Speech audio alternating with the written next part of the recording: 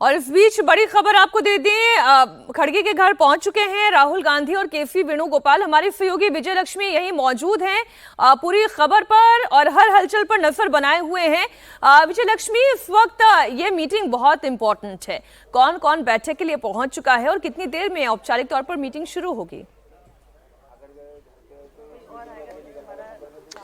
देखिए मीनाक्षी, सभी लोग पहुंच गए हैं। तेजस्वी यादव भी अब से थोड़ी देर पहले यहां पर पहुंचे हैं। उनके साथ आरजेडी के राज्यसभा सांसद संजय यादव भी आए हैं। इसके अलावा leader of opposition Rahul Gandhi इस मीटिंग में रहेंगे और कांग्रेस के अध्यक्ष मल्लिकार्जुन खड़गे इस मीटिंग में रहेंगे।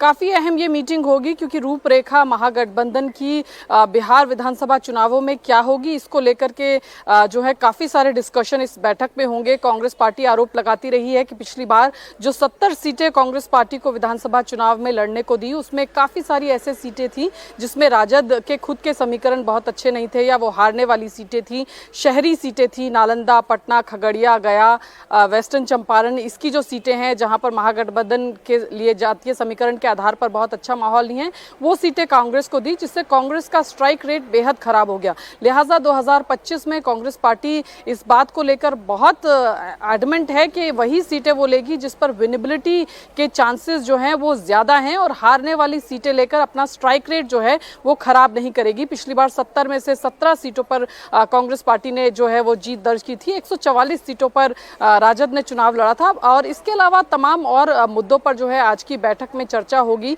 हालांकि राजद की तरफ से कहा जाता रहा है कि तेजस्वी यादव ही मुख्यमंत्री पद का चेहरा होंगे महागठबंधन से, लेकिन कांग्रेस पार्टी ने कहा कि विधायक दल की बैठक में तय किया जाएगा चुनावों के नतीजों के बाद के कौन मुख्यमंत्री का चेहरा होगा। ये विजय लक्ष्मी, इस वक्त राज्य की लीडरशिप में कौन से वो प्रमुख चेहरे हैं जो तेजस्वी यादव की ब्रांड इमेज के साथ खड़े होते हुए दिखाई देते हैं?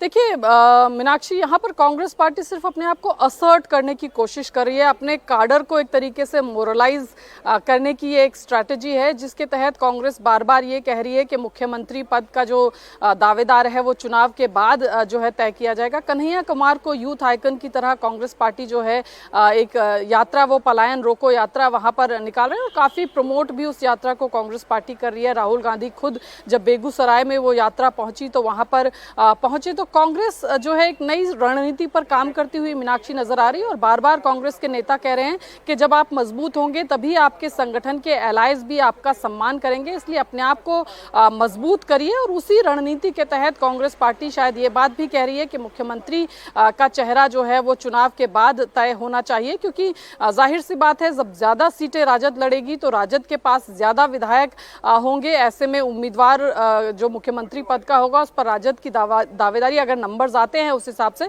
तो ज्यादा होगी। लेकिन फिर भी कांग्रेस अपने कार्डर को मोरलाइज करके रखना चाहती है, एक मैसेजिंग वहां पर देना चाहती है कि हम मजबूती के साथ ये चुनाव लड़ेंगे और किसी भी तरह से दबाव में नहीं आएंगे जिस दबाव में वो पिछली बार आए और उन्होंने कई ऐसी सीटें ली जिस पर वो हारे और अपना स्ट्राइक रेट खराब। आप कह रहे हैं कि दबाव में नहीं आएंगे, वो तो जिस तरीके से कांग्रेस पार्टी लगातार कैंपेन अपना कर रही है बिहार में, उससे ये रंग तो दिखाई दे ही रहा है पार्टी का कि वो किसी तरीके के दबाव में नहीं है।